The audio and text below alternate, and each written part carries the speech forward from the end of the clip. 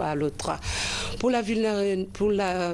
Parlons plutôt de la vulnérabilité du réseau routier guinéen. Comment sauvegarder les routes contre les agressions humaines? La question a été débattue à la réunion du comité interministériel. Les difficultés ont été analysées en vue de trouver des pistes de solutions. Un accent a été mis sur la maîtrise des textes de loi et leurs applications afin de préserver le patrimoine routier guinéen. Ansoumani Toumani Kamara.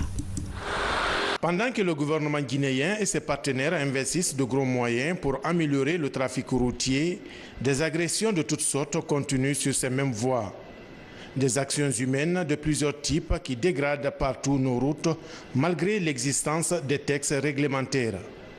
La mise en place d'un comité composé d'une dizaine de départements ministériels répond à ce besoin de protection du patrimoine routier guinéen.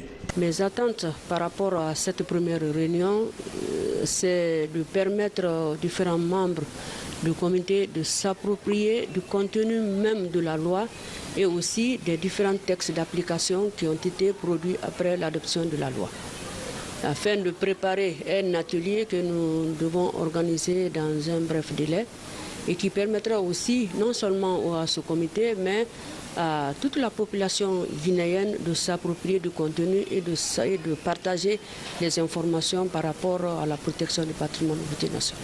Au cours de cette première réunion, le comité a fait un diagnostic du réseau routier guinéen.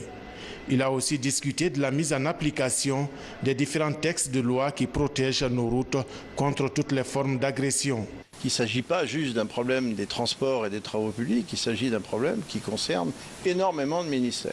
Donc le fait d'avoir fait un comité interministériel avec plus d'une douzaine de ministères permet de faciliter et de mettre en harmonie des politiques de différents secteurs. Désormais, celui qui abîme la route paye l'amende.